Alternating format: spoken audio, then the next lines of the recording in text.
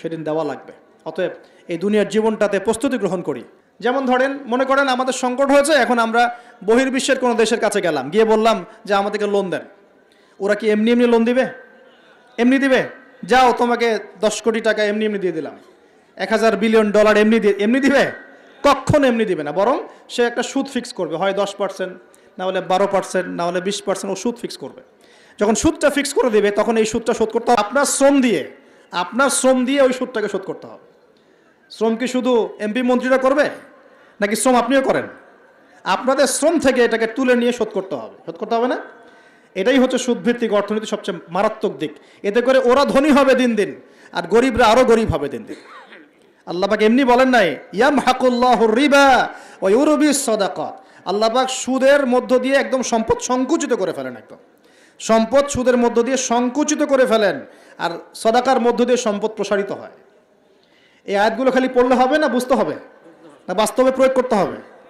আচ্ছা, আরও ব্যাপার আছে। এখন সুদ দেওয়ার সময় কি হবে জানেন? যদি দেখা যায় আপনার মনে করেন $1 সমান 80 টাকা, মনে করেন, যদি দেখেন এই সুদগুলো পরিশোধ করতে পারছেন না, দেখবেন যে ডলারের এগেনস্টে আপনার টাকার মান কমে যাবে। তখন হয়ে গেল $1 সমান 100 টাকা। কয় টাকা বাড়লো? 20 টাকা। 20% বেড়ে যাওয়া মানে হচ্ছে আপনার বেতন যদি হয় 100 টাকা, এখন বেতন হয়ে গেছে 80 টাকা। বুঝতে পারছেন না মনে হয়? আপনার বেতন যদি হয় 100 টাকা, এখন বেতন হয়েছে 80 টাকা। 100 টাকা শ্রম দিয়েছেন, 80 টাকার প্রফিট পাবেন। 20 টাকা গায়েব। ওটা কোথায় গেল? ওই যে সুদ দিয়েছে ওর পকেটে চলে গেছে। আপনার অর্থও চলে গেল, আপনার শ্রমও চলে গেল। এর উপর আরও অনেক বিষয় আছে। আজকে ইকোনমিক্স নিয়ে বোঝালে আপনার মাথা খারাপ হয়ে যাবে, বলবেন যে ভাই কি শুরু করলেন এগুলো শুধু অর্থনীতির কথা নয়, এগুলো ইসলামের কথা। কিসের কথা? আল্লাহ রাব্বুল আলামিন এই কিতাবের মধ্যে প্রতিটা বিষয়ের সমাধান দিয়েছেন। প্রত্যেকটা বিষয় আল্লাহ পাক এই সংকটগুলোর সমাধান দিয়েছেন। তোমরা অপচয় বন্ধ করো। কি বন্ধ করো? অপচয় বন্ধ করো। নিশ্চয়ই অপচয়কারীরা শয়তানের ভাই। নিশ্চয়ই কি অপচয়কারীরা? আমরা একটু ওয়াদা করতে পারি যে আমরা ইনশাআল্লাহ এই রমজান থেকে অপচয় বন্ধ করে ফেলবো ইনশাআল্লাহ। কোনো প্রকার অপচয় করবো না ইনশাআল্লাহ। না সময় অপচয় করব, না গ্যাস, না পানি, না তেল, না টাকা, না কিছুই অপচয় করবো না। পারা যাবে ইনশাআল্লাহ? বরং যেটা আমি বাঁচাতে পারবো সেটা আমি আমার পরিবারের জন্য তো সেভ করবই, পাশাপাশি আমার প্রতিবেশী, আমার আত্মীয় এবং দুস্থ মানুষের কল্যাণে ব্যয় করবেন। পারা যাবেন ইনশাআল্লাহ? এই জিনিসটা একাকী করব, যদি আমার কোনো অ্যাসোসিয়েশন থাকে সে তার আন্ডারে করব, আরও যদি বড় কোনো দায়িত্ব থাকে তার আন্ডারে করবো ইনশাআল্লাহ। পারা যাবে ইনশাআল্লাহ? 1 নাম্বার শিক্ষা। 2 নাম্বার, আপনাদের সবার জাকাতগুলো অবশ্যই দেওয়ার ব্যবস্থা করবেন। পারবেন ইনশাআল্লাহ? জাকাতের খাত 8টা। ওলামায়ে কেরামের কাছে জিজ্ঞাসা করে নেবেন কোন কোন খাতে জাকাত দেওয়া যায়, আপনাকে বলে দিবেন সব। সূরা তাওবার 60 নম্বর আয়াত। সূরা তাওবার 60 নম্বর আয়াতে জাকাতের খাতগুলো বর্ণনা করা আছে। এখানে একটা কথা বলি, অমুসলিমদেরকেও জাকাত দেওয়া যায়। জাকাতের যে খাতগুলো আছে না, 8টা খাত, এর মধ্যে একটা খাত আছে অমুসলিমকেও জাকাতের টাকা দেওয়া যায়। কেন দিব না আমরা? যদি একজন অমুসলিম ভাই খুব দরিদ্র হয়, তার পাশে দাঁড়ানোর দরকার নাই? সে কি মানুষ না? তার সাথে কি আমরা শত্রুতা পোষণ করব? তাকে ঘৃণা করব? না। তার উপর কি ইসলামকে জোর করে চাপিয়ে দিব? না। আমরা তাকে হেল্প করব জাকাতের টাকা দিয়ে, যাতে করে সে ইসলাম সম্পর্কে একটা ভালো ধারণা পায়, এবং ইনশাল্লাহ ওই দেখা যাবে ওই উপকার করার ফলে তার মনের মধ্যে ইসলাম সম্পর্কে ভালো ধারণা আসবে। একদিন সে মুসলিম হয়ে যাবে ইনশাআল্লাহ। এমন হতে পারে না? তা আমরা কিন্তু ইসলাম পরিপূর্ণ আসলে ইম্পোজ করতে পারি না। অমুসলিমদের সাথে আমাদের শত্রুতা থাকবে কেন? তাদের সাথে আমরা মৈত্রীর সম্পর্ক রাখবো। একটা কান্ট্রির মধ্যে কি মুসলিম অমুসলিম মারামারি করবে, বিদ্বেষে জড়াবে? সে তার ধর্ম তার মতো করে পালন করবে, আমরা আমাদের ধর্ম আমাদের মতো করে পালন করব। বরং কোরআন বলছে জাকাতের যে সম্পদ, যে খাত আছে, এই খাতের মধ্যে ওয়াল মুআল্লাফাতু কুলুবুহুম একটা খাত আছে। তাদের অন্তরকে আল্লাহর দিকে আকৃষ্ট করার জন্য অমুসলিমদেরকেও জাকাত দেওয়া যায়।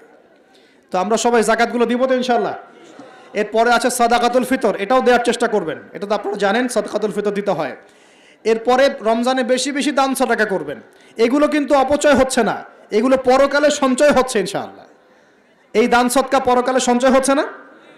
আল্লাহ রাসূল বলেছেন যে একটা খেজুর দান করে, একটা খেজুর, হালাল উপার্জন থেকে একটা খেজুরও যদি দান করে, এই দানটাকে আল্লাহ পাক বড় করতে থাকেন, আদর মহব্বত করে বড় করতে করতে করতে পাহাড়ের সমান বাড়িয়ে দেন। বলেন সুবহানাল্লাহ। আর একটা হাদিসে নবীজি বলেছেন, তোমরা এক টুকরো খেজুর দান করার বিনিময়ে হলেও জাহান্নামের আগুন থেকে বাঁচার চেষ্টা করো। প্রিয় ভাইরা, রমজান মাসে আমলগুলো করার চেষ্টা করেন, ইনশাআল্লাহ তাআলা সমাজের সংকটগুলো কেটে উঠবে ইনশাআল্লাহ। যদি এগুলো বাংলার মানুষ আমল করতে ব্যর্থ হয়, দেখেন রমজান মাসে কি হয়। আমরা আল্লাহ না করুক, তবে ভয় করছি রমজান মাসে একটা অর্থনৈতিক সংকট হয়ে যেতে পারে। আল্লাহ পাক আমাদেরকে বোঝার তৌফিক দান করুন। প্রিয় ভাইয়েরা, আরও যে বিষয়গুলো বলছিলাম, রমজান মাস আসার আগেই এই কিতাব, আল্লাহ পাকের কিতাব, অবশ্যই তেলাওয়াত করা শিখে নেন। সবাই তেলাওয়াত করতে পারি তো ইনশাআল্লাহ? আমি একটা সিস্টেম শিখিয়ে দিচ্ছি। প্রত্যেক দিন 1 পারা করে পড়বেন, প্রত্যেক দিন 1 পারা। তাহলে 30 দিনে আপনি 30 পারা পড়ে শেষ করে ফেলবেন। এতে করে চাপও পড়বেন আপনার উপর বেশি, আপনার বিরক্তিবোধ আসবে না, অন্য কাজগুলো করতে পারবেন। 1 ঘন্টা 1.5 ঘন্টার মধ্যে 1 পারা পড়ে শেষ করে ফেলবেন। পারা যাবে ইনশাআল্লাহ? ইনশাআল্লাহ তাআলা। আল্লাহ পাক সবাইকে কোরআন পড়ার তৌফিক দান করুন এবং অর্থসহ বুঝে পড়ার তৌফিক দান করুন। আর কোরআন তেলাওয়াত কিন্তু শিখতে হবে ভালো করে। কোরআন তেলাওয়াতটা ভালো করে না শিখলে যা হয়, সারা জীবন ভুল তেলাওয়াত করে যাবেন, অর্থ বিকৃত হয়ে যাবে, অর্থ কিন্তু পাল্টে যাবে। রমজান আসতে যে সময়টা বাকি আছে, এই সময়ের মধ্যেই কোরআন তেলাওয়াত করা শিখে নেন। আল্লাহ পাক তৌফিক এনায়েত করুন, আমিন।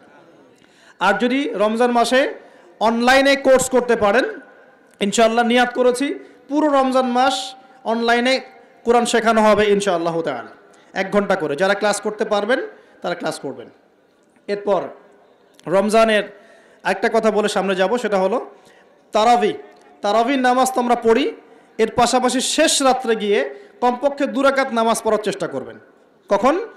একদম সাহারি করার আগে, সাহারি করার একটু আগে, কমপক্ষে আধা ঘন্টা আগে হলে ওঠার চেষ্টা করবেন।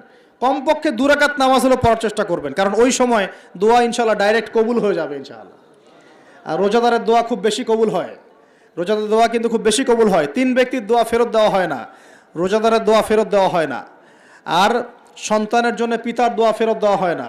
আর যে মুসাফির, আমরা মুসাফিরের দোয়া আল্লাহ ফেরত দেন না, আলহামদুলিল্লাহ।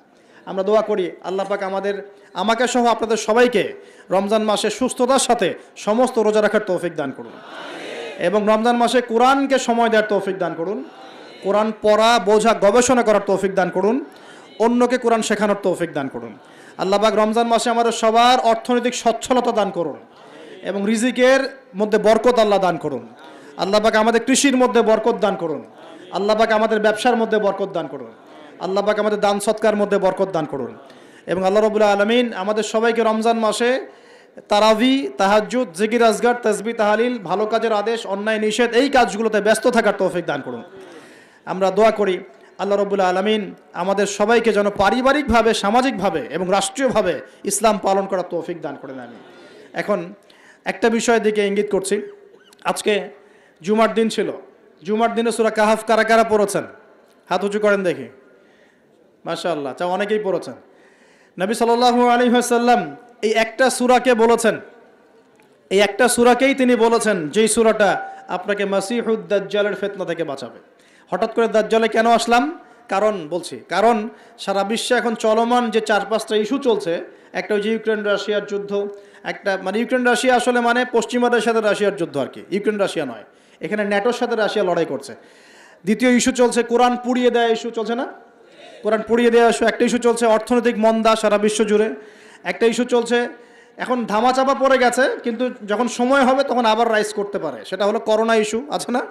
মাঝখানে খুব দৌড়ঝাঁপ হলো, হঠাৎ এখন নাই, এখন আছে নাই, আবার যদি ওদের প্রয়োজন হয় তখন এই ইস্যু আবার নিয়ে আসবে আর কি, ঠিক আছে? আচ্ছা, তারপরে এখন চলছে আরেকটা নতুন সবচেয়ে মারাত্মক ইস্যু, সেটা হলো ফিলিস্তিনিদেরকে দেখলেই গুলি মেরে দিতে বলা হয়েছে। দেখেছেন? দেখেন নাই মনে হয়। আমরা যে মসজিদটা দেখেছি আল আকসা, দেখেছেন? এই আকসাকে সরিয়ে দিয়ে সেখানে 3rd টেম্পল নির্মাণ করার প্ল্যান হচ্ছে।